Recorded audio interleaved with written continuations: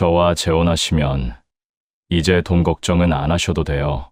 그 말을 처음 들었을 때 저는 눈물이 날 것 같았습니다.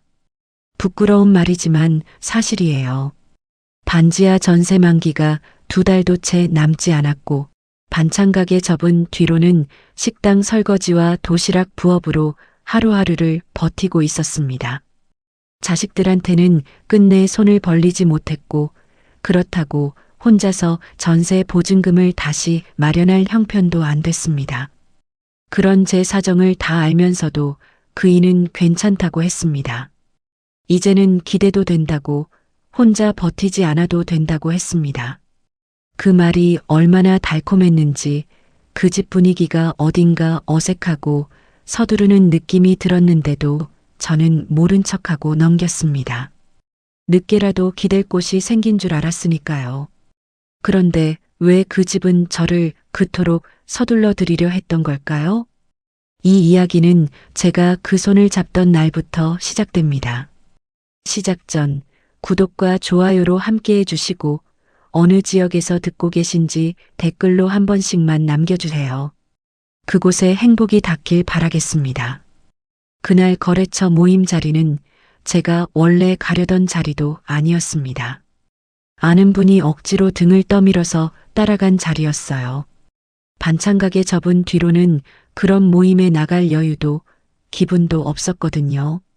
남들은 퇴직 후 뭘 하네, 어디를 다녀왔네 하는 이야기를 나누고 있었는데 저는 속으로 다음 달 전세 만기 걱정을 하고 있었습니다. 웃으면서 앉아 있었지만 속은 바짝 타들어가고 있었어요. 손에 쥔 찻잔이 따뜻했는데도 손끝이 차가운 느낌이 났습니다. 그런 자리에 제가 왜 나왔나 싶어 슬쩍 일어나려던 참이었어요.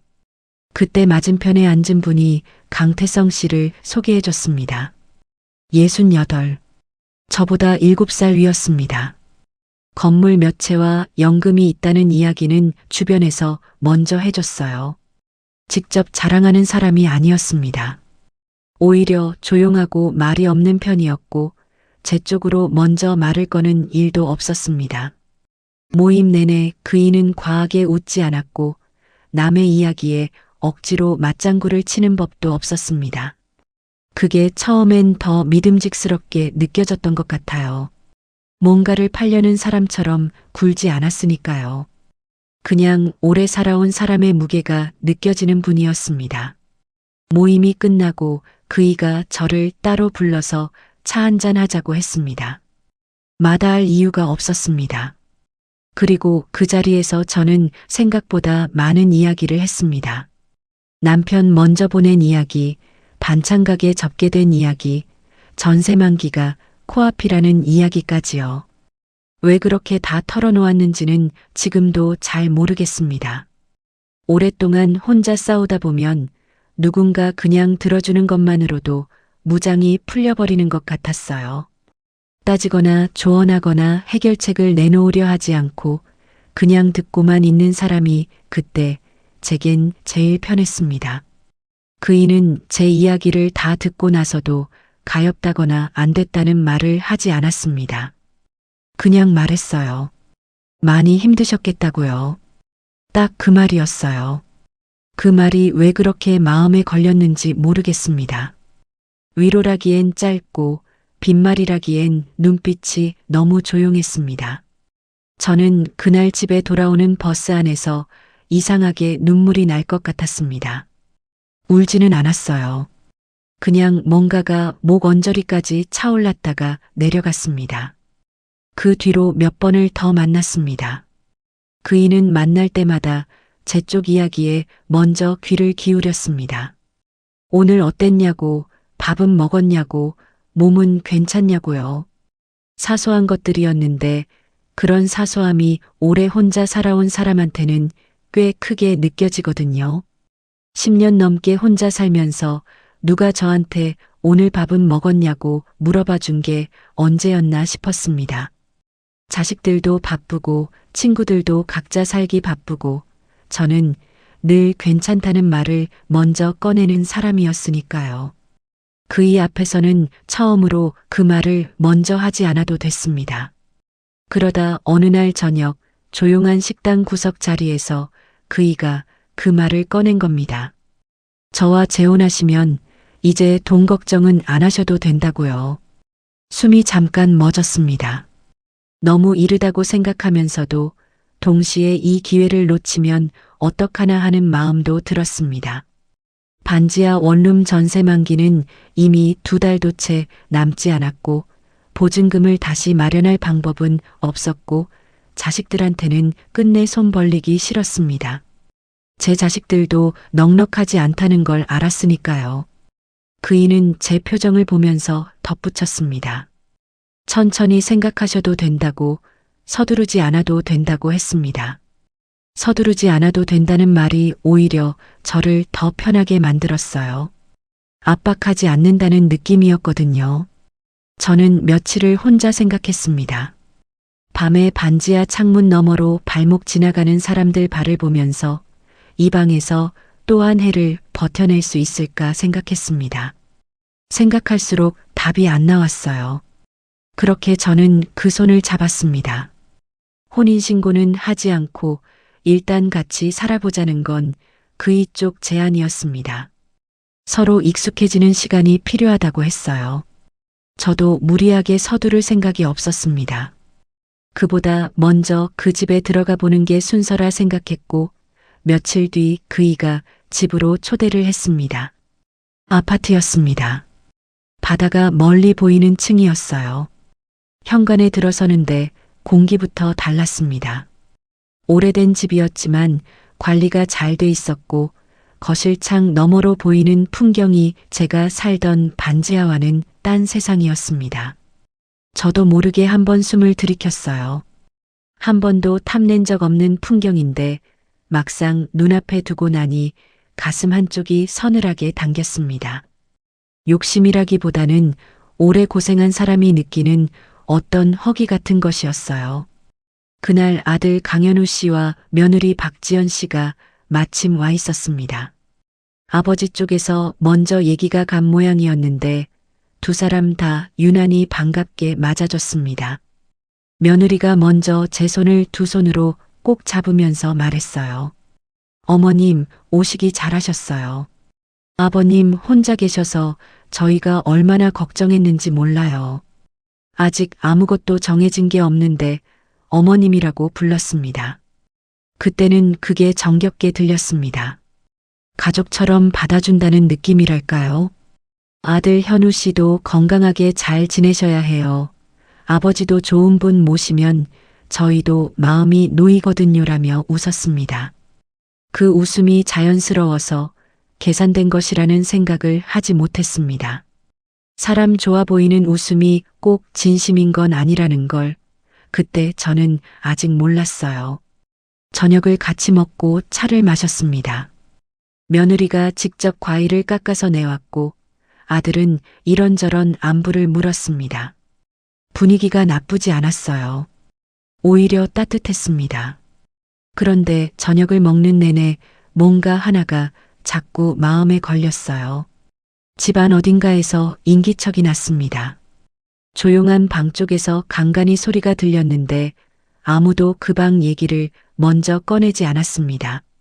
식사가 끝나갈 무렵 제가 조심스럽게 물었습니다. 혹시 다른 분이 계시냐고요? 그이가 처음으로 살짝 표정을 굳혔습니다. 어머니가 계세요. 좀 불편하신 분이라. 좀 불편하신 분? 그 말이 전부였습니다. 저는 그 뒤를 더 묻지 않았어요. 처음 방문한 날 너무 캐는 것도 예의가 아닌 것 같았습니다. 며느리가 재빨리 화제를 돌렸고 아들이 웃으면서 다른 이야기를 꺼냈습니다. 저도 자연스럽게 따라갔어요. 그러면서도 그 방 쪽 소리가 귓가에 계속 남았습니다. 그게 제 첫 번째 실수였습니다. 더 물었어야 했어요. 그 집으로 들어간 건 그로부터 보름 뒤였습니다. 이삿짐이라고 해봤자 반지하 원룸에 있던 것들이 전부였습니다. 옷 몇 벌, 이불, 그리고 남편 제삿날 쓰는 물건들 정도요. 그이는 새 살림을 같이 장만하자고 했지만 저는 괜찮다고 했습니다. 가진 것 없이 들어가는 마당에 짐이라도 없어야 눈치를 덜 볼 것 같았어요. 평생 그렇게 살아왔습니다. 덜 차지하고 덜 요구하고 그래야 오래 버틸 수 있다고 몸이 먼저 알고 있었던 거예요. 들어가던 날 며느리가 마중을 나왔습니다. 집 안살림을 같이 정리해 주겠다고 했어요. 그 마음이 고마웠습니다. 같이 이것저것 정리하면서 며느리가 아주 자연스럽게 말을 꺼냈습니다. 어머님, 시어머니 방 가까이 주무시는 게 좋을 것 같아요. 밤에 가끔 인기척이 나거든요. 저희가 따로 살다 보니 이런 부분을 잘 못 챙겼어요. 그 말이 그때는 부탁처럼 들렸습니다. 며느리가 미안한 마음으로 조심스럽게 꺼내는 말처럼요. 저는 제가 있으니까 괜찮다고 했습니다. 그 말 한마디가 그렇게 큰 무게가 될 줄은 정말 몰랐습니다. 시어머니 오명자 여사는 그때 88이셨습니다. 중풍 후유증이 있으셨고 치매 초기 증세도 함께 있다는 걸 저는 들어가고 나서야 제대로 알았습니다. 그이가 처음에 좀 불편하시다고만 했을 뿐 상시 돌봄이 필요한 분이라는 이야기는 제대로 들은 적이 없었습니다.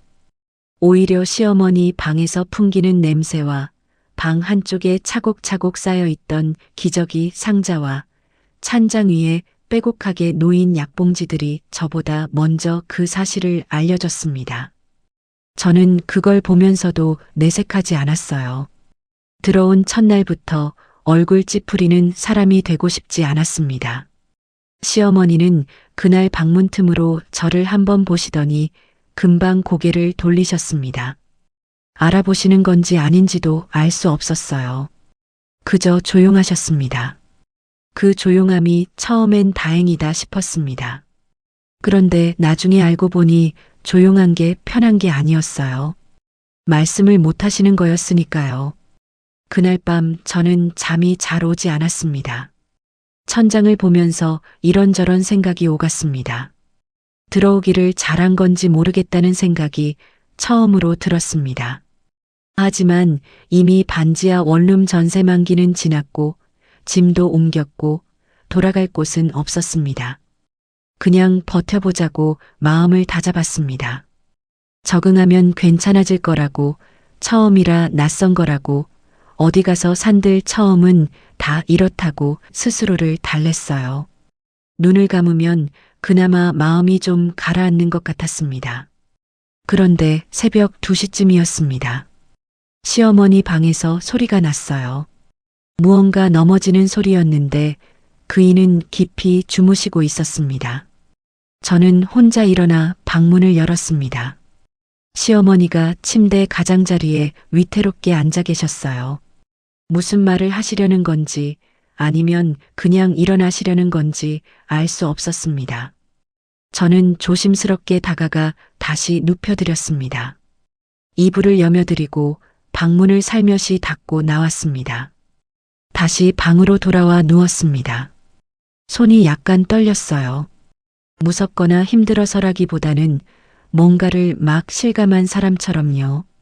내일도 이럴 것 같다는 느낌, 모레도, 그 다음 날도 이럴 것 같다는 느낌이 들었습니다. 저는 그때 아직 몰랐습니다. 그 집에서 제게 적응이란 건 점점 더 깊이 그 자리에 박혀 나오지 못하게 되는 것이었다는 걸요. 그리고 그 새벽 2시에 그 방문 소리가 이제부터 매일 밤 제 몫이 된다는 것도요. 재혼하고 처음 한 달은 정말 편했습니다. 편했다는 말이 맞는지 모르겠어요. 정확히는 나쁘지 않았습니다. 바다가 보이는 창, 채워진 냉장고, 남들 앞에서 제 손을 꼭 잡아주던 남편까지 오랫동안 혼자 살면서 잊고 있던 것들이 하나씩 돌아오는 것 같았습니다. 누군가와 같은 밥상에 앉는다는 것, 저녁에 불이 켜진 집으로 돌아온다는 것, 그런 사소한 것들이 처음엔 낯설면서도 따뜻했어요. 10년 넘게 혼자였던 사람한테는 그게 작은 일이 아니었거든요. 시어머니 돌봄도 처음엔 감당이 됐습니다. 새벽에 인기척이 나면 일어나 살펴보고 아침에 죽을 데워드리고 약봉지를 시간 맞춰 챙겨드리는 정도였으니까요. 힘들다기보다는 손이 가는 일이었습니다. 저도 원래 부지런한 편이었고 반찬 가게 할 때도 새벽 4시면 일어나던 사람이었으니까요. 그러니까 처음 한 달은 제가 이 정도는 할 수 있다고 생각했습니다. 가족이 됐으니 당연한 일이라고, 나이 드신 어른 모시는 거 어디 가서도 하는 일이라고 스스로를 다독였어요. 그런데 한 달이 지나면서 부탁이 하나둘씩 늘었습니다. 처음엔 정말 사소한 것들이었어요. 며느리가 전화를 해서 말했습니다. 시어머니 점심약이 식전약으로 바뀌었다고 확인 좀 해달라고요. 저는 그러겠다고 했습니다. 며칠 뒤엔 또 전화가 왔어요. 이번엔 방문 간호사가 오는 날 자리를 좀 지켜봐 달라고, 혼자 계시면 불안하다고 했습니다. 그것도 그러겠다고 했습니다. 그 다음엔 시어머니 정기 목욕 도움을 부탁하더니, 그 다음엔 병원 예약 문자 확인을, 그 다음엔 야간에 기저귀 교체까지 자연스럽게 제 손으로 넘어왔습니다.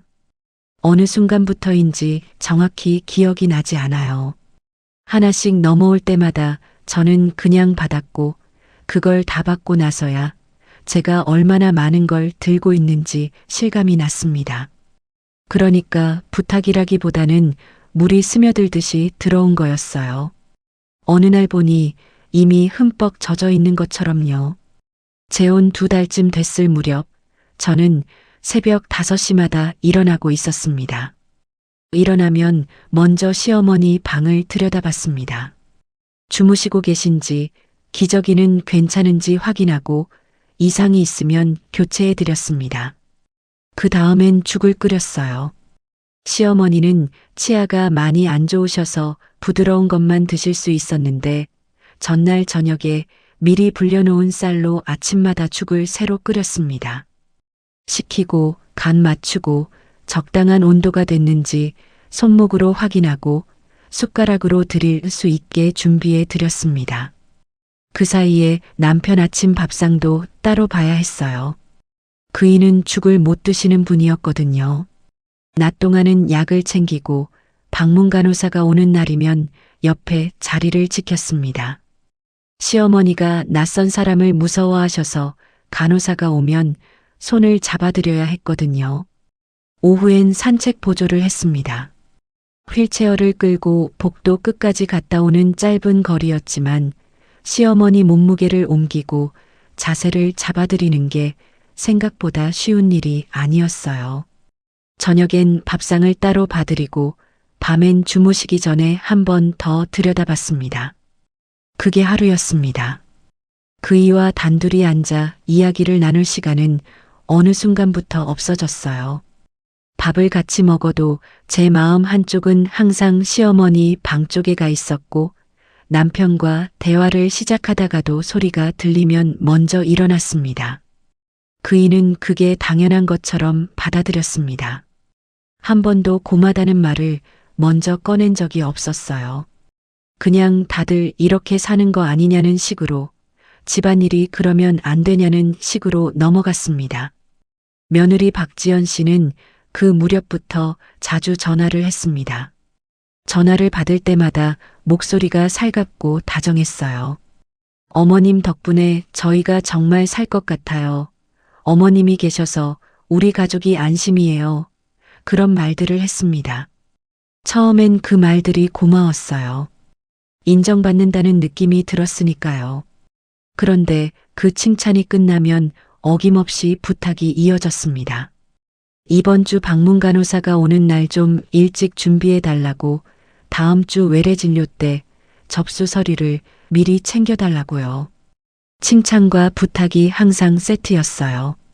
어느 순간부터 그 목소리가 반갑지 않았습니다. 전화 진동이 울릴 때마다 이번엔 또 뭔가 하는 생각이 먼저 들었어요. 아들 강현우 씨는 주말에 한 번씩 들렀습니다. 오면 잠깐 할머니 방을 들여다보고 아버지하고 거실에 앉아 이야기를 나눴습니다.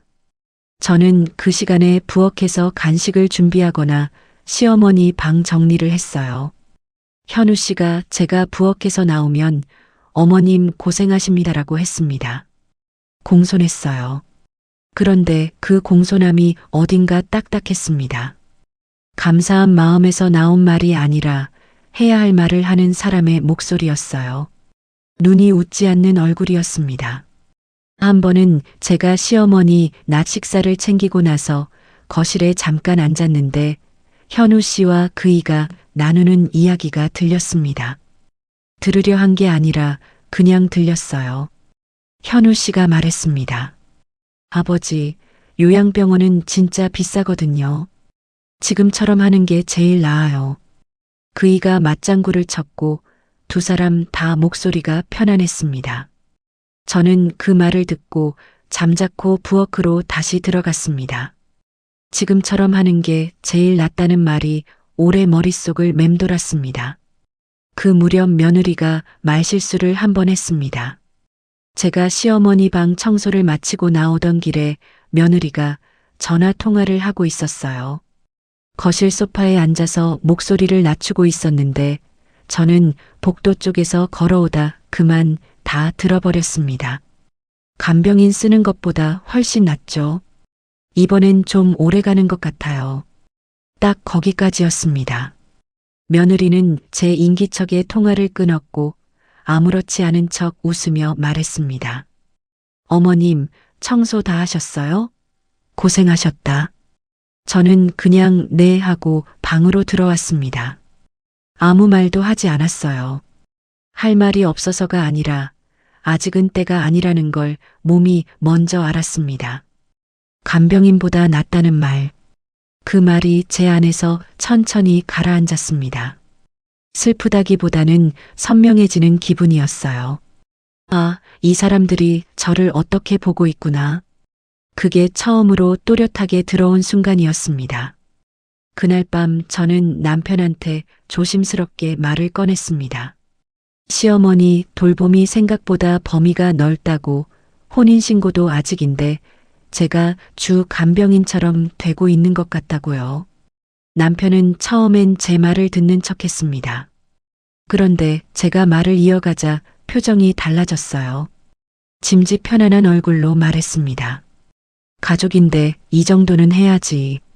어머니도 연세가 있으신 분이고 가족인데 이 정도는 해야지. 그 말을 들으면서 저는 입을 다물었습니다.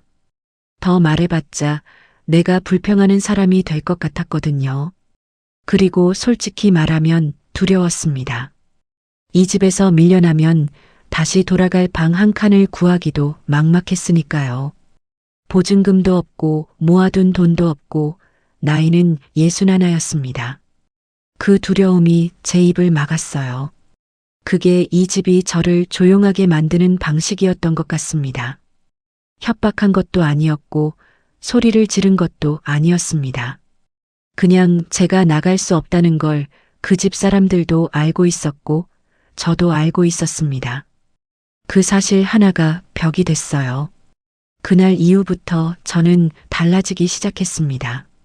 달라졌다는 게 반항을 했다는 말이 아닙니다. 겉으로는 똑같이 움직였어요.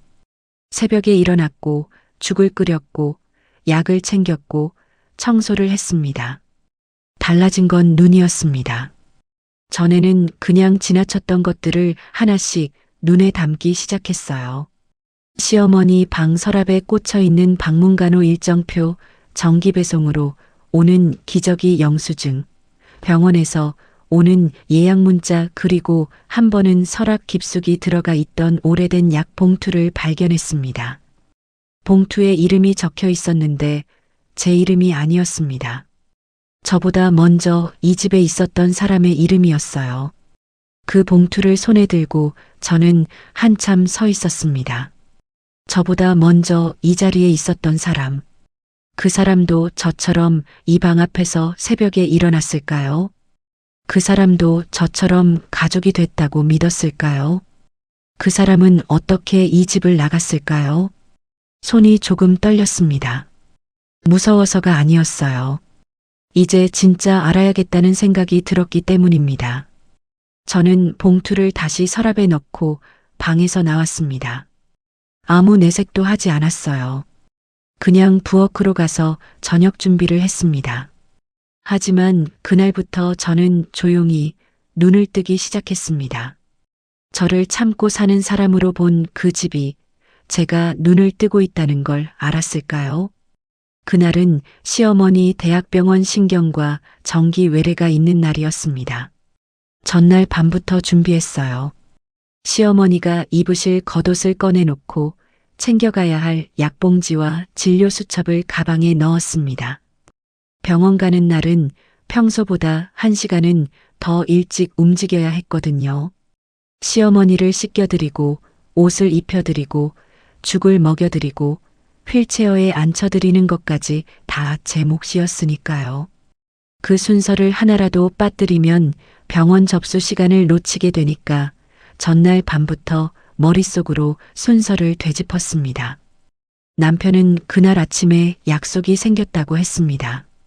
오래된 지인을 만나야 한다고 병원은 내가 데려가도 되지 않겠냐고 했어요. 저는 그러겠다고 했습니다. 사실 이미 그럴 줄 알고 있었어요.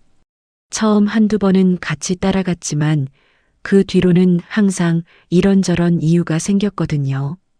아들 현우 씨도 그날 회의가 있다며 늦게 온다고 했습니다. 병원에서 보자고요. 며느리는 아이들 학교 문제가 있다며 이번엔 어렵겠다고 했습니다.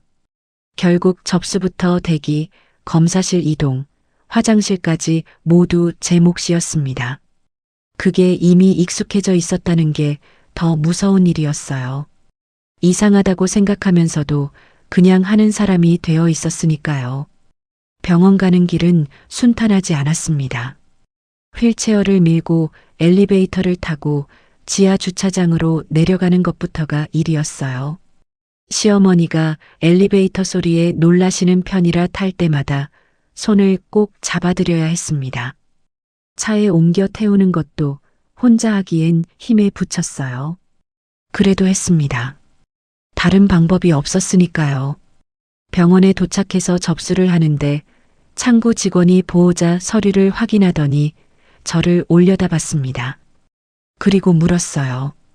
보호자분은 따로 계신데 관계가 어떻게 되세요? 저는 그 말에 멈칫했습니다. 당연히 보호자 서류에 제 이름이 있을 거라고 생각했거든요. 지난 2달 동안 이분을 모시고 다닌 사람이 저였으니까요. 그런데 직원이 보고 있는 화면에는 제 이름이 없었습니다.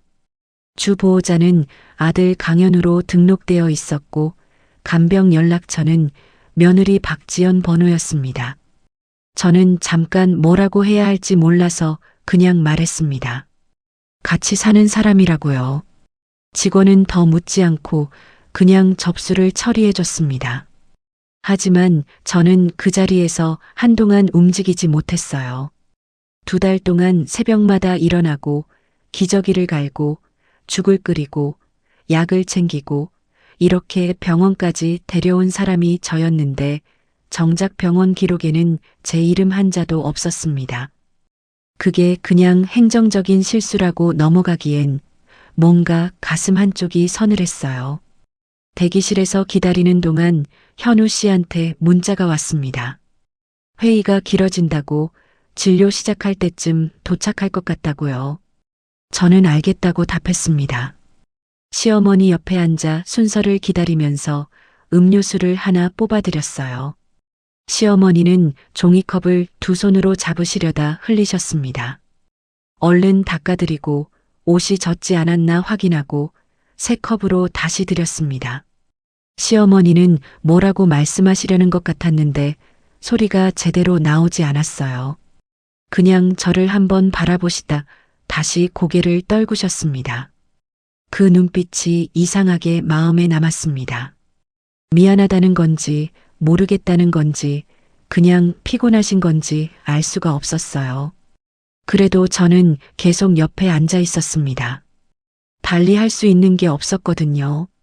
한참 기다리다 이름이 불렸습니다. 저는 휠체어를 밀고 진료실 앞으로 갔습니다.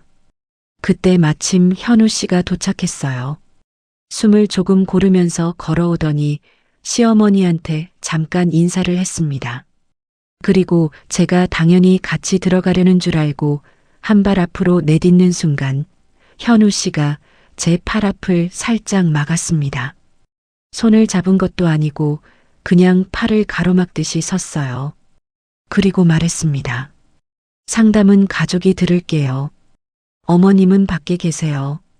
목소리는 조용했습니다. 화를 낸 것도 아니었고 큰 소리를 친 것도 아니었어요. 그냥 사무적으로 당연하다는 듯이 말했습니다.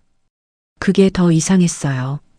대기실 사람들 시선이 한꺼번에 저를 향했습니다. 저는 그 자리에 서서 아무 말도 하지 못했어요.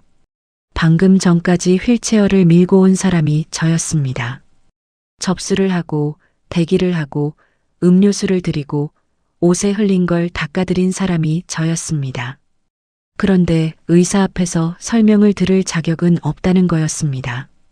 저는 돌아서서 대기실 의자에 앉았습니다. 아무 표정도 짓지 않으려고 애썼어요. 손을 무릎 위에 가지런히 올려놓고 앞을 봤습니다. 숨을 천천히 내쉬었습니다. 그렇게 하지 않으면 뭔가가 터질 것 같았거든요. 무엇이 터질지는 저도 몰랐습니다. 눈물인지 말인지 아니면 그냥 오래 눌러온 무언가인지요.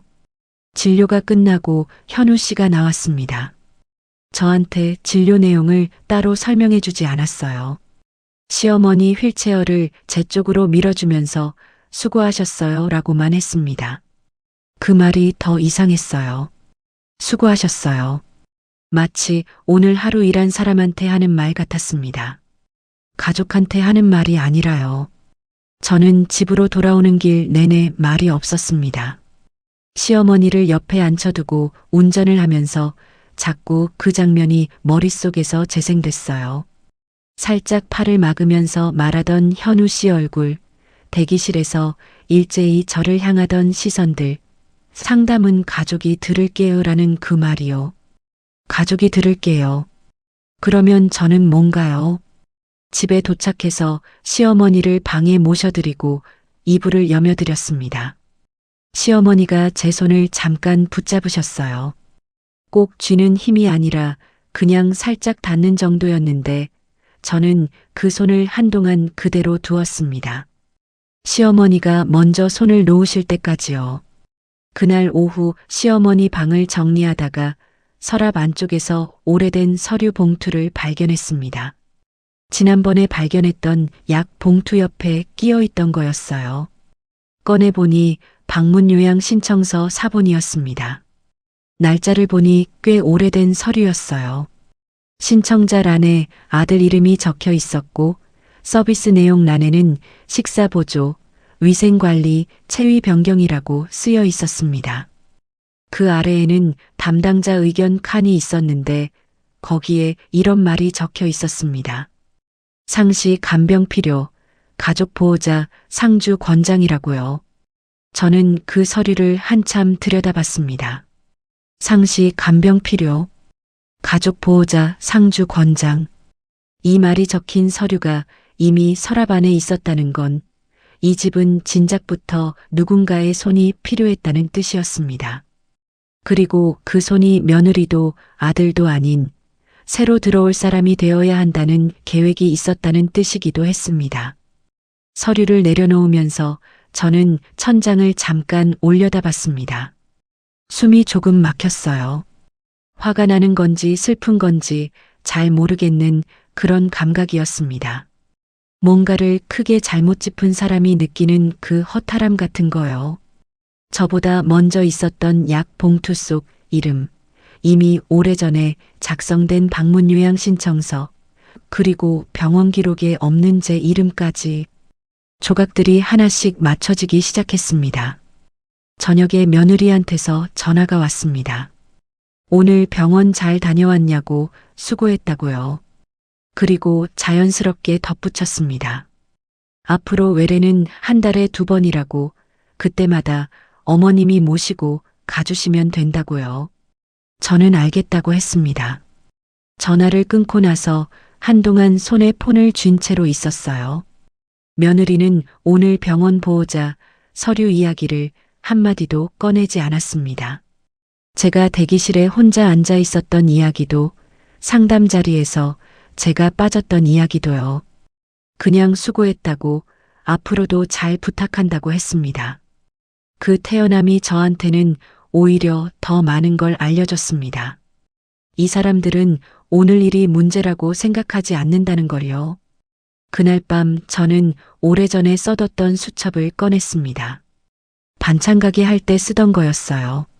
재료비 계산하고 거래처 연락처 적어두던 낡은 수첩이었는데 남은 페이지가 아직 꽤 있었습니다. 저는 그날부터 거기에 날짜를 적고 있었던 일을 하나씩 써내려갔습니다. 새벽 몇 시에 일어났는지, 어떤 수발을 했는지, 병원에서 있었던 일, 보호자 서류 이야기, 방에서 발견한 서류들이요. 글씨가 예쁘지는 않았어요. 손이 좀 떨렸거든요. 그래도 썼습니다. 이걸 나중에 어디다 쓸지는 몰랐습니다. 그냥 어딘가에 남겨두어야 할 것 같았어요. 내가 여기서 이렇게 살고 있었다는 걸 적어도 이 수첩 한 권만큼은 알고 있어야 할 것 같았습니다. 그들이 제게 숨긴 건 시어머니의 병 상태가 아니었습니다. 저를 이 집에 데려온 이유였어요. 그리고 그 이유를 저는 이제 조금씩 또렷하게 알아가고 있었습니다. 그 수첩이 나중에 어떤 역할을 하게 될지 그날 밤에 저는 아직 몰랐습니다. 그 다음 외래 날이 돌아왔습니다. 한 달에 2번이라고 했으니까 보름 만에 다시 그 병원 대기실에 앉아 있었습니다. 이번에도 준비는 전날 밤부터 했어요. 시어머니 옷을 꺼내놓고 약봉지를 순서대로 정리하고 진료 수첩에 지난번 이후로 달라진 증상을 메모해뒀습니다. 밤새 2번이나 깨셨다는 것, 식사량이 줄었다는 것, 오른손 떨림이 조금 심해진 것 같다는 것까지요. 의사 선생님한테 전달해 드려야겠다 싶어서 꼼꼼히 적었습니다. 저한테 말하라고 할지는 몰랐지만 적어두면 누군가는 쓸 수 있을 테니까요. 남편은 이번에도 빠졌습니다. 허리가 좋지 않다고 했어요. 아들은 출근해야 한다고 했고 며느리는 아이 병원 예약이 있다고 했습니다. 전과 똑같은 풍경이었어요. 달라진 게 있다면 저도 이제는 놀라지 않는다는 거였습니다. 그냥 그런 집이라는 걸 알아가고 있었으니까요. 병원 도착하고 접수를 마친 뒤 대기실에서 기다리는데 시어머니가 갑자기 불편해하셨습니다. 처음엔 그냥 자세가 불편하신가 싶어서 휠체어 등받이를 조금 올려드렸어요. 그런데 시어머니 표정이 심상치 않았습니다. 뭔가를 말씀하시려는 것 같은데 소리가 나오질 않으셨어요. 저는 얼른 앞에 쪼그려 앉아 시어머니 얼굴을 들여다봤습니다. 그 순간 냄새가 났어요. 대기실 한가운데였습니다. 주변에 사람들이 꽤 있었어요. 저는 최대한 침착하게 움직이려 했습니다. 핸드백에서 여분으로 챙겨온 기저귀와 물티슈를 꺼내고 간호사실 쪽으로 빠르게 갔어요. 직원한테 도움을 요청했고 다행히 처치실 한쪽을 잠깐 쓸 수 있었습니다. 시어머니를 옮기고 갈아입혀드리고 휠체어를 닫고 다시 대기실로 돌아오기까지 꽤 시간이 걸렸습니다. 식은땀이 났어요. 손이 바빴고 숨이 조금 가빴지만 내색하지 않으려 했습니다. 시어머니가 눈치채시면 더 불안해하실 테니까요. 겨우 수습을 마치고 대기실 자리에 다시 앉았을 때 그제야 아들 현우 씨가 들어왔습니다. 저를 보더니 잠깐 상황을 살피는 눈빛이었어요. 제가 조용히 방금 일이 있었다고 말씀드리는데 현우 씨 표정이 굳어지더니 저를 보며 말했습니다. 어머니, 이런 일은 좀 빨리 처리하셨어야죠. 저는 입이 막혔습니다. 빨리 처리하셨어야죠. 그 말이 귀에 들어오는데 시간이 좀 걸렸어요. 제가 전문 간병인도 아니고 재혼한 지 2달 남짓 된 사람이었습니다. 혼자서 대기실에서 수습하고 처치실을 빌려서 씻겨드리고 휠체어까지 닦아낸 사람한테 돌아온 말이 빨리 처리하셨어야죠였습니다. 주변에 앉아있던 분들 몇이 힐끗 저를 봤어요. 저는 아무 말도 하지 않았습니다. 할 말이 없어서가 아니었어요. 이 자리에서 맞받아치는 게 옳은 방법이 아니라는 걸 이미 알고 있었습니다. 속으로 숨을 한번 크게 들이쉬었어요. 손을 무릎 위에 얹고 앞을 봤습니다. 그냥 넘겼습니다. 그 순간만큼은요. 더 큰 일은 의사 상담 앞에서 벌어졌습니다. 이름이 불리고 저는 시어머니 휠체어를 밀면서 당연히 함께 들어가려 했습니다. 지난번에는 막히고 나서 아무 말도 못했지만 이번엔 달랐어요. 저는 오늘 전달할 말이 있었거든요. 밤새 2번 깨신 것, 식사량이 줄어든 것, 손 떨림이 심해진 것. 그걸 수첩에 적어서 가방에 넣어왔습니다. 그런데 진료실 문 앞에서 또 현우 씨가 앞을 막았습니다. 이번엔 팔을 막은 게 아니었어요. 그냥 먼저 휠체어를 잡으면서 들어가려 했고 저를 향해 자연스럽게 말했습니다. 어머님은 여기 계세요. 상담은 저희가 할게요. 목소리는 여전히 조용했습니다. 하지만 이번엔 제가 멈추지 않았어요. 저는 가방에서 수첩을 꺼내 들면서 말했습니다. 제가 지난 보름 동안 관찰한 내용이 있어서요. 드릴 말씀이 있습니다. 현우 씨가 잠깐 저를 봤습니다. 예상치 못한 반응이었는지 표정이 미세하게 흔들렸어요. 그리고 다시 말했습니다. 그건 제가 전달할게요. 수첩 주시면 됩니다.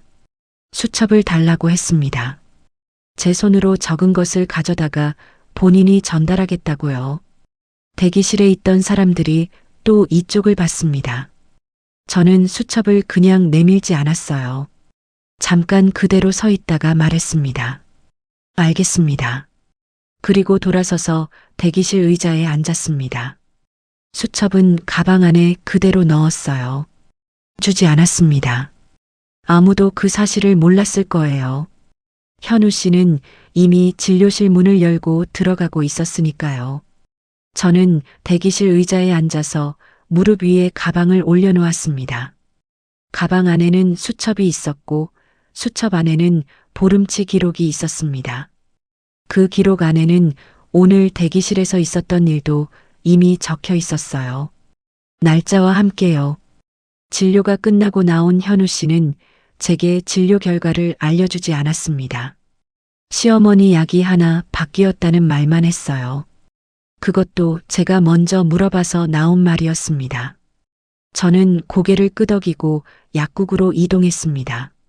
처방전을 받아서 약을 타고 봉투에 시간대별로 라벨을 붙이는 동안 현우 씨는 주차장 쪽에서 전화를 하고 있었어요.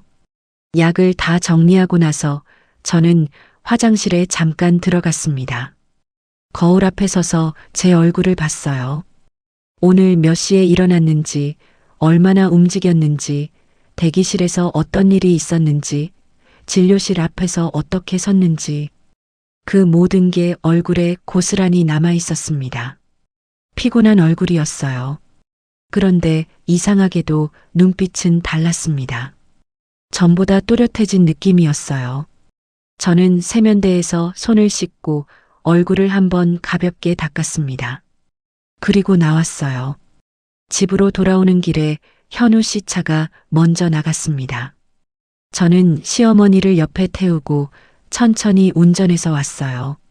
신호 대기 중에 잠깐 시어머니를 봤습니다. 창밖을 멍하게 보고 계셨어요. 오늘 대기실에서 있었던 일을 기억하시는지 아니면 이미 잊으셨는지 알 수 없었습니다. 저는 아무 말도 하지 않았어요. 그냥 같이 창밖을 잠깐 봤습니다. 집에 도착해서 시어머니를 방에 모셔드리고 점심을 챙겨드리고 약을 드시게 한 뒤 방문을 닫았습니다. 그리고 부엌 식탁에 앉아서 가방에서 수첩을 꺼냈습니다. 오늘 있었던 일을 적었습니다. 대기실에서 시어머니 상태, 제가 혼자 수습한 과정, 현우 씨가 도착한 시간, 그가 한 말을 그대로 적었어요. 빨리 처리하셨어야죠 라는 말도, 상담은 저희가 할게요 라는 말도, 수첩을 달라고 했던 것도 전부요. 그리고 제가 수첩을 주지 않았다는 것도 적었습니다. 적으면서 손이 조금 떨렸어요. 화가 났기 때문이 아니었습니다. 이걸 적고 있는 내가 이제 다른 마음을 먹기 시작한 사람이라는 게 실감이 났기 때문이었어요. 저녁에 남편이 오늘 어땠냐고 물었습니다. 저는 잠깐 그의 얼굴을 봤어요. 오늘 있었던 일을 다 말할까 잠깐 생각했습니다. 대기실에서 혼자 수습한 것, 진료실 앞에서 밀려난 것, 빨리 처리하셨어야죠 라는 말을 들은 것까지요. 그런데 말하지 않았습니다. 말한다고 달라질 게 없다는 걸 이제는 알았습니다. 그이는 가족인데 이 정도는 해야지라고 할 것이고, 현우는 원래 그런 아이가 아니라고 할 것이고, 제가 예민한 거라고 할 거였습니다. 그 대화를 이미 한 번 한 적이 있었거든요. 2번 할 이유가 없었습니다. 저는 그냥 말했어요. 다녀왔다고, 별일 없었다고요. 남편은 고개를 끄덕이고 텔레비전을 켰습니다. 저는 설거지를 했어요. 물소리를 들으면서 오늘 하루를 조용히 되짚었습니다. 화가 나는 건지, 슬픈 건지, 아니면 그냥 지쳐가는 건지 잘 몰랐어요. 3가지가 동시에 있었던 것 같기도 했습니다. 그런데 한 가지는 분명했습니다. 저는 이제 참으면서 버티는 게 아니었습니다. 모으면서 버티고 있었습니다. 수첩에는 날짜가 쌓이고 있었고, 서랍에서 찾아낸 서류들도 머릿속에 차곡차곡 정리되어 있었습니다. 병원 접수창구 직원 말도, 보호자 등록 내역도, 현우 씨가 오늘 한 말도 전부요. 조용히 참던 사람이 조용히 모으기 시작할 때 그게 훨씬 더 무서운 거라는 걸 그 집 사람들은 아직 몰랐습니다. 저는 오늘도 아무렇지 않은 얼굴로 시어머니 방불을 꺼드리고 내 방으로 들어와 수첩을 베개 밑에 넣었습니다. 그리고 눈을 감았어요. 내일도 새벽 5시면 일어날 것이었습니다. 하지만 그 새벽이 예전과 같은 새벽은 아니었습니다. 그날 이후 저는 모르는 척하면서 집안을 살폈습니다. 모르는 척이라는 게 쉬운 일이 아니에요. 알고 있으면서 모르는 사람처럼 움직여야 하니까요. 새벽에 일어나 죽을 끓이고 약을 챙기고 시어머니 방을 들여다보고 부엌을 정리하는 그 모든 동작을 똑같이 하면서 눈은 다른 걸 보고 있었습니다. 손은 익숙한 일을 하고 있었지만 머리는 조용히 다른 방향으로 돌아가고 있었어요. 그게 제가 그 집에서 버티는 방식이 됐습니다. 살피면 살필수록 보이는 것들이 늘었어요. 시어머니 방 서랍 깊숙이 꽂혀 있는 방문간호 일정표는 날짜가 꽤 오래됐는데도 양식이 최근 것이었습니다. 누군가 꾸준히 갱신해 온 거였어요. 거실 찬장 위에는 정기 배송으로 오는 영양식 상자가 쌓여 있었는데 배송 스티커에 적힌 수령인 이름이 아들 현우 씨 이름이었습니다. 제 이름도 남편 이름도 아니었어요. 시어머니 드시는 것들인데 결제도 수령도 아들 명의로 되어 있었습니다. 그 상자들이 집으로 들어오면 제가 뜯어서 냉장고에 넣었습니다. 그런 식이었어요.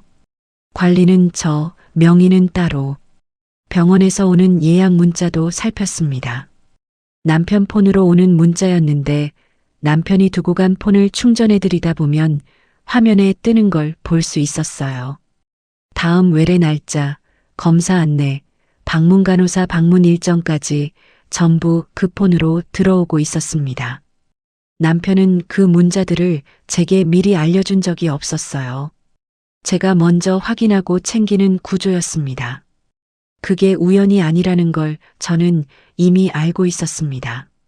그러다 며느리 통화를 우연히 듣게 됐습니다. 오후였어요.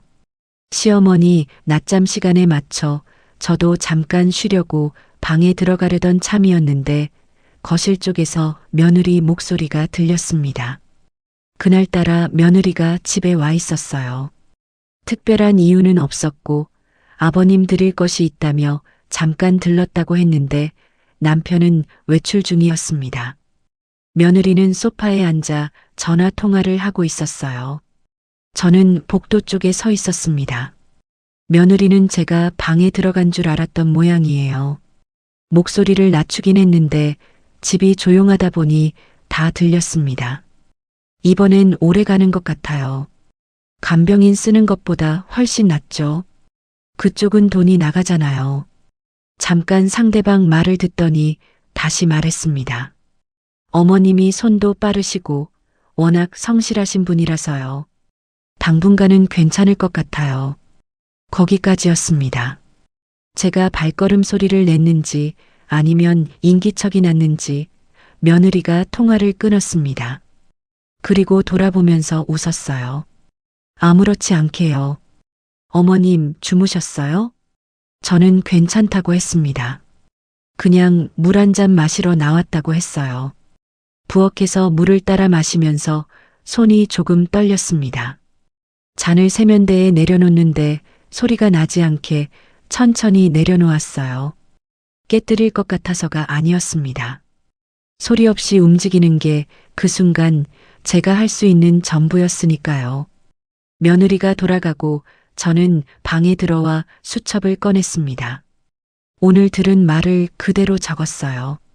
이번엔 오래 가는 것 같다는 말, 간병인 쓰는 것보다 훨씬 낫다는 말, 돈이 나가잖아요 라는 말, 당분간은 괜찮을 것 같다는 말까지요. 적으면서 뭔가가 뚝 끊어지는 느낌이 들었습니다. 슬픔이라기보다는 선명함이었어요. 안개가 걷히듯이 모든 게 또렷해지는 그 느낌이요. 아, 이 사람들이 저를 이렇게 보고 있구나.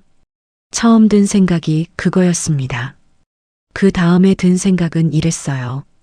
그러면 처음부터 이렇게 계획된 거였구나. 그제야 모든 게 맞아들었습니다. 왜 자식들이 재혼을 그렇게 반겼는지요. 처음 그 집에 초대받던 날 며느리가 두 손으로 제 손을 잡으면서 얼마나 반가워했는지. 아들이 좋은 분 모시면 저희도 마음이 놓인다고 했던 말이요. 그 반가움이 저를 향한 게 아니었습니다. 제가 채워줄 자리를 향한 거였어요. 왜 제 손 빠른 걸 유난히 칭찬했는지도 이제는 알았습니다. 손이 빠르고 성실한 사람이어야 했으니까요. 힘들다고 금방 나가버릴 사람이 아닌 버티면서 해줄 사람이 필요했던 겁니다. 제 형편을 알고 드린 거였어요. 전세 만기가 코앞이고 갈 데가 없고 자식한테 손 벌리기 싫어하는 사람. 그러니까 쉽게 나가지 못할 거라는 계산이 있었던 겁니다. 왜 혼인신고는 천천히 하자고 했는지도요. 법적으로 묶이기 전에 써보고 결정하겠다는 뜻이었겠죠. 아니면 법적 아내가 되면 권리를 주장할 수 있으니까 그 전에 최대한 쓰자는 뜻이었거나요. 남편은 외로움을 달랬고 자식들은 간병비를 아꼈고 저는 방 한 칸과 생활비 명목으로 그 대가를 치르고 있었습니다. 거래였어요. 처음부터요. 그날 밤 저는 오래 잠들지 못했습니다. 천장을 보면서 지난 2달을 되짚었어요. 새벽 5시마다 일어난 날들, 혼자 병원을 다녀온 날들, 대기실에서 혼자 수습했던 그 오후 진료실 앞에서 물러선 일까지요. 억울하다는 말이 맞는지 모르겠습니다. 억울하려면 몰랐어야 하는데 저는 중간부터는 알면서도 버텼으니까요. 그러니까 억울함보다는 허탈함이 더 맞는 말이었습니다. 이렇게까지 계산된 일이었구나 하는 그 허탈함이요. 그런데 이상하게도 그 허탈함 밑에 다른 게 있었습니다. 단단해지는 느낌이었어요. 모든 걸 알아버린 사람이 느끼는 그 단단함이요. 더 이상 흔들릴 게 없다는 느낌이랄까요? 속았다는 걸 알면 슬프지만 더는 속지 않는다는 걸 알면 달라집니다. 저는 그 밤에 그 경계를 넘어선 것 같았어요. 다음 날 아침부터 저는 조금 더 구체적으로 움직이기 시작했습니다. 시어머니 방 서랍에 있던 방문 요양 신청서 사본을 다시 꺼내봤습니다. 날짜를 확인하고 서비스 내용을 다시 읽고 담당자 의견 칸에 적혀 있던 상시 간병 필요 가족 보호자 상주 권장이라는 문구를 수첩에 옮겨 적었습니다. 기저귀 정기 배송 영수증 중 남은 것도 날짜와 금액을 적어뒀어요. 병원 예약 문자는 남편 폰 화면에 뜰 때마다 날짜와 내용을 수첩에 적어왔는데 그것도 한 번 더 정리했습니다. 보호자 서류 이야기도 다시 생각해 봤어요. 병원 접수 창구에서 들었던 그 말, 주 보호자는 따로 계신데 관계가 어떻게 되세요라는 말이요. 그게 그냥 행정 실수가 아니었습니다. 처음부터 저는 서류에 없는 사람이었어요. 수발은 하되 권한은 없는 자리. 그게 제 자리였습니다. 수첩이 꽤 차올랐습니다. 날짜별로 정리된 기록들, 들었던 말들, 발견한 서류들이요. 처음엔 그냥 남겨두어야 할 것 같아서 썼는데 이제는 이게 무엇을 위한 기록인지 조금씩 알 것 같았습니다. 그 무렵 저는 예전 식당 사장한테 연락을 해봤습니다. 제가 설거지 일을 했던 곳이었어요. 그만둘 때 사장이 언제든 다시 연락하라고 했는데 그 말을 오래 마음 한쪽에 넣어두고 있었습니다. 일이 있으면 받아주겠냐고 조심스럽게 물었어요. 사장은 잠깐도 안 걸리고 말했습니다. 언제든 오라고요. 사람이 늘 부족하다고 했어요. 전화를 끊고 나서 저는 한동안 폰을 손에 쥔 채 앉아 있었습니다. 이 전화를 했다는 건 이제 나가는 걸 생각하고 있다는 뜻이었어요. 나가면 어디로 가나, 뭘 먹고 사나 그 생각이 다시 밀려왔습니다. 61의 원룸을 다시 구해야 하고 보증금을 마련해야 하고 또 혼자 시작해야 한다는 게 두렵지 않다면 거짓말이었어요. 그런데 이상하게도 그 두려움보다 지금 여기 있는 게 더 무거웠습니다. 동네 친구한테도 슬쩍 연락을 해봤습니다. 원룸 시세가 어느 정도인지 물어봤어요. 괜찮은데 알고 있으면 알려달라고요. 친구는 왜 그러냐고 물었고 저는 그냥 알아두는 거라고 했습니다. 친구는 잠자코 있다가 알겠다고 했어요. 자세히 묻지 않아줘서 고마웠습니다. 그날 저녁 시어머니 방에 들어가 이불을 여며들이다가 시어머니와 눈이 마주쳤습니다. 시어머니가 저를 보고 계셨어요. 알아보시는 건지 아닌지 항상 알 수 없었는데 그날은 눈빛이 달랐습니다. 뭔가를 말씀하시려는 것처럼 입을 조금 여셨어요. 소리는 나오지 않았습니다. 그냥 입이 조금 움직이다 멈췄습니다. 저는 시어머니 손을 잠깐 잡았어요. 미운 마음이 없었다면 거짓말이에요. 이 집에 들어오게 된 데에 시어머니도 연결이 되어 있었으니까요.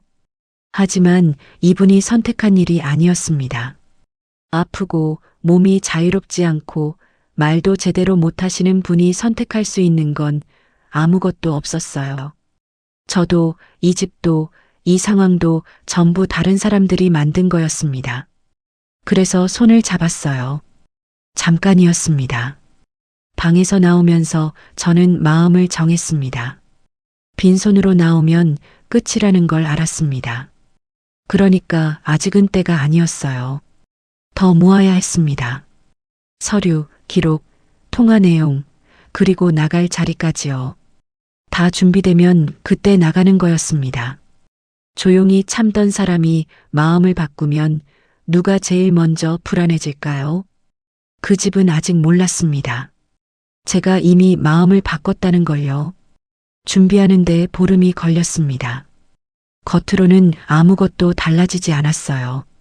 새벽 5시에 일어났고 죽을 끓였고 약을 챙겼고 시어머니 방을 들여다봤습니다. 남편 밥상을 따로 받고 부엌을 정리했고 방문 간호사가 오는 날엔 자리를 지켰어요. 며느리 전화를 받으면 알겠다고 했고 아들이 들르면 간식을 냈습니다. 달라진 게 아무것도 없어 보였겠지만 저는 그 보름 동안 속으로 전혀 다른 일을 하고 있었습니다. 먼저 식당 사장한테 다시 연락을 했습니다. 언제부터 나올 수 있냐고 물어보셨는데 저는 날짜를 딱 정해서 말씀드렸어요. 그 날짜가 언제인지는 그때 저만 알고 있었습니다. 사장은 기다리겠다고 했습니다. 말이 짧고 군더더기가 없는 분이었는데 그 짧은 말이 그때 제겐 꽤 든든했어요. 동네 친구도 움직여줬습니다. 원룸을 2군데 알아봐줬는데 한 곳은 보증금이 조금 있어야 했고 다른 한 곳은 보증금 없이 월세로 들어갈 수 있는 곳이었어요. 저는 2번째 곳으로 결정했습니다. 지금 제 손에 쥔 돈이 많지 않았으니까요. 친구가 집주인이랑 이야기를 해줬고 자리는 잡아뒀습니다. 제가 언제 들어올지 알면 연락하라고 했어요. 그 친구가 자세히 묻지 않아줬습니다. 왜 나오냐고 무슨 일이 있냐고 캐묻지 않았어요. 그냥 도와줬습니다. 그게 얼마나 고마운 건지 사람이 힘들 때 곁에서 조용히 있어주는 사람이 얼마나 귀한 건지 그때 다시 알았어요. 수첩은 마지막으로 한 번 더 정리했습니다. 날짜 순으로 다시 읽으면서 빠진 게 없는지 확인했어요. 병원 대기실에서 혼자 수습했던 날, 보호자 서류에 제 이름이 없었던 것, 진료실 앞에서 밀려났던 것, 빨리 처리하셨어야죠 라는 말, 상담은 저희가 할게요 라는 말, 며느리 통화에서 들었던 말들이 전부 날짜와 함께 적혀 있었습니다. 병원 예약 문자 캡처도 있었어요. 남편 폰 화면에 뜰 때마다 찍어뒀던 것들이었는데 누가 어떤 명의로 예약이 되어 있는지가 고스란히 담겨 있었습니다. 방문 요양 신청서 사본은 원본이 서랍에 있었고 저는 그걸 수첩의 내용을 그대로 옮겨 적어뒀어요. 기저귀 배송 영수증도 날짜별로 모아뒀습니다. 그리고 며느리 통화 내용은 따로 적어서 봉투에 넣었습니다. 봉투 겉에는 아무것도 쓰지 않았어요. 그냥 봉투였습니다. 그런데 그 안에 들어있는 게 뭔지는 저만 알았어요. 그 외래 날 아침은 평소와 똑같이 시작했습니다. 새벽에 일어나 죽을 끓이고 시어머니를 씻겨드리고 옷을 입혀드렸습니다. 가방에는 약봉지와 진료 수첩, 그리고 제가 준비해둔 봉투가 들어있었어요. 남편은 이번에도 허리가 좋지 않다고 했고 아들은 오전 회의가 있다고 했습니다. 며느리는 이번엔 늦어도 병원에 가겠다고 했어요. 저는 알겠다고 했습니다. 병원에 도착해서 접수를 마치고 대기실에 앉았습니다. 시어머니 손을 잡고 순서를 기다렸어요. 오늘따라 대기실이 조용했습니다. 저도 조용했어요. 말수가 원래 적은 편인데 그날은 더 조용했습니다. 마음이 가라앉아 있었어요. 흥분되거나 긴장된 게 아니라 뭔가를 오래 기다려온 사람이 드디어 그날이 됐을 때 느끼는 그 고요함이었습니다. 한참 뒤에 며느리가 들어왔습니다.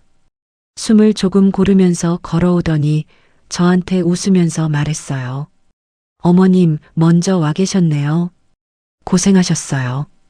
저는 고개를 끄덕였습니다.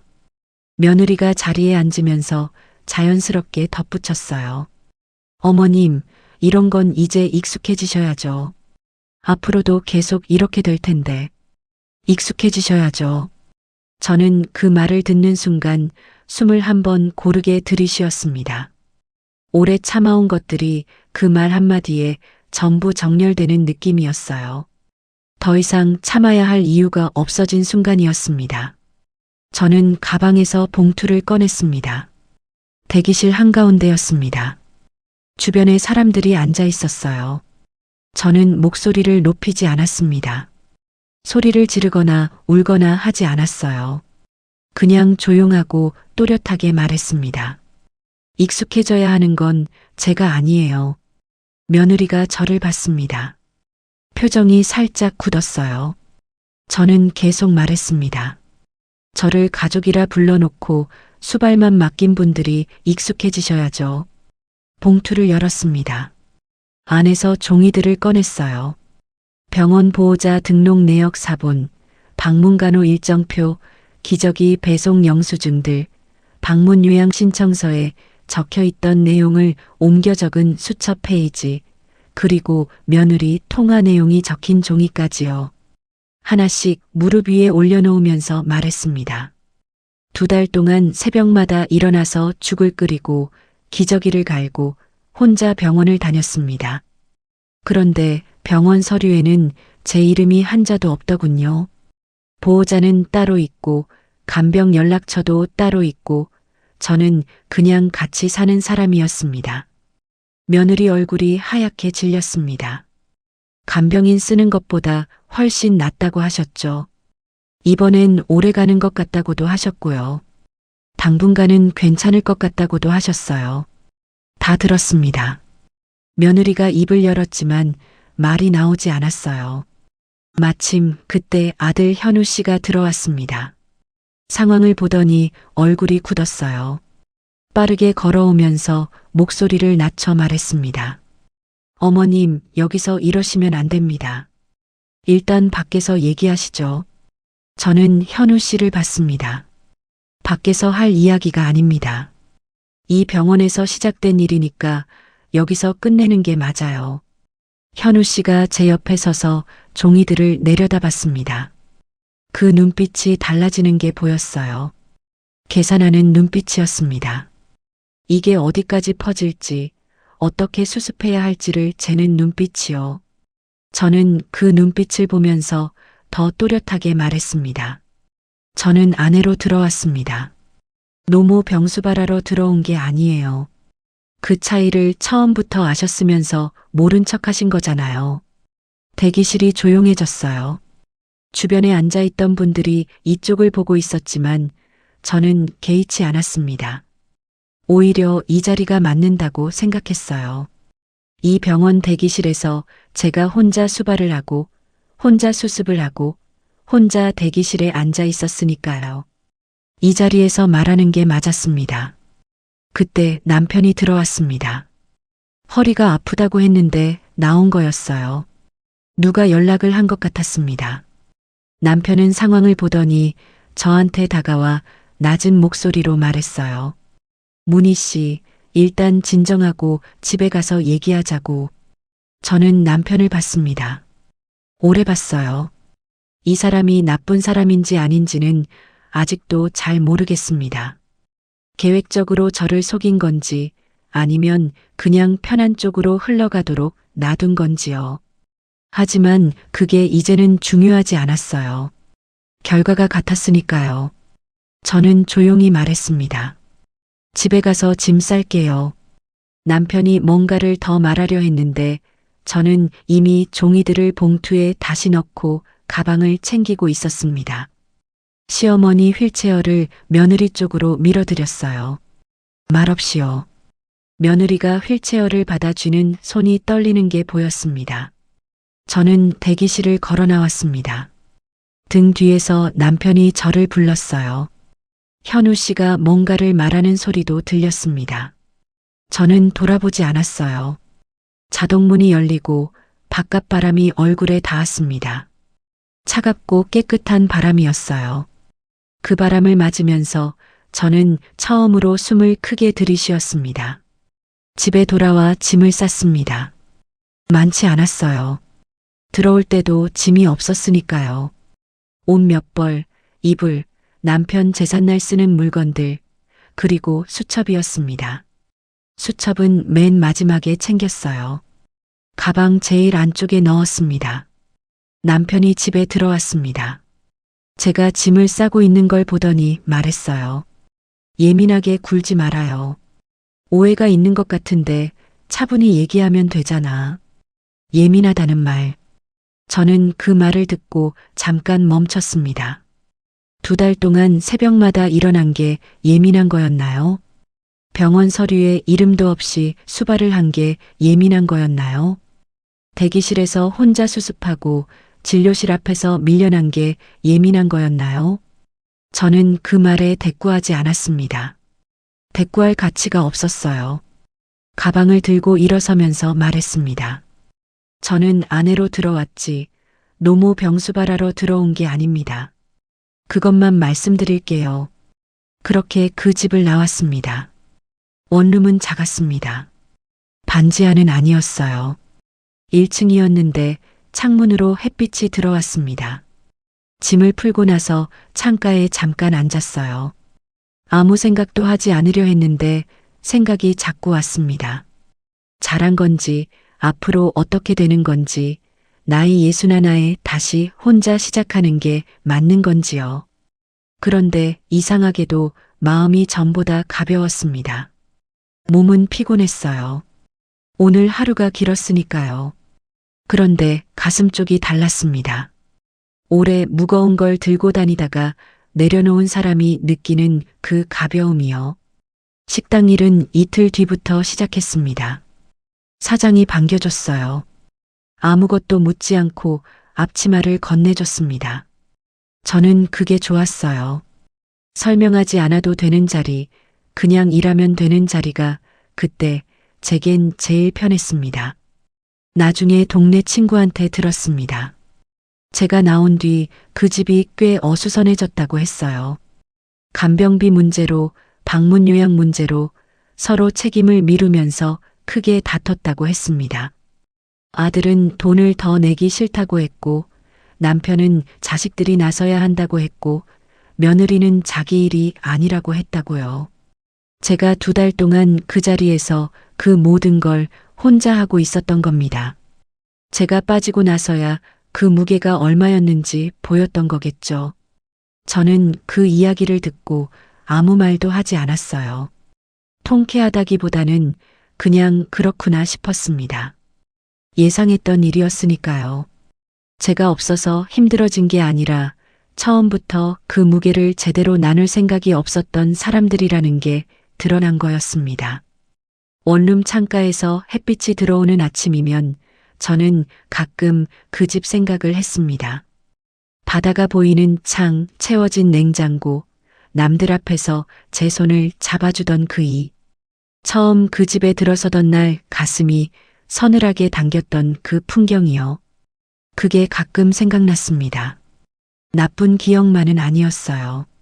늦게라도 기댈 곳이 생긴 줄 알았던 그 마음은 진짜였으니까요.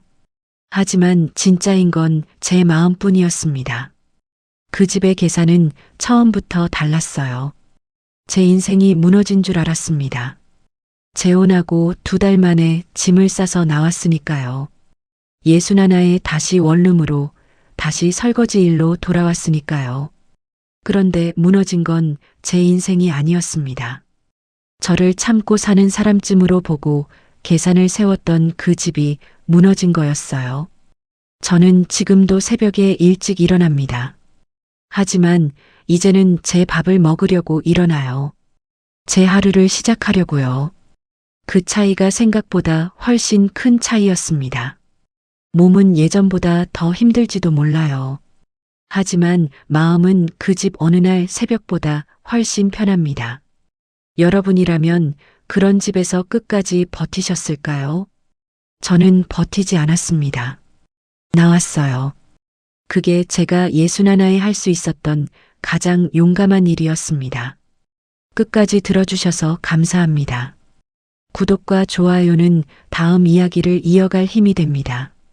그리고 주인공에게 한 줄 응원을 댓글로 남겨주시면 그 마음까지 함께 전해두겠습니다.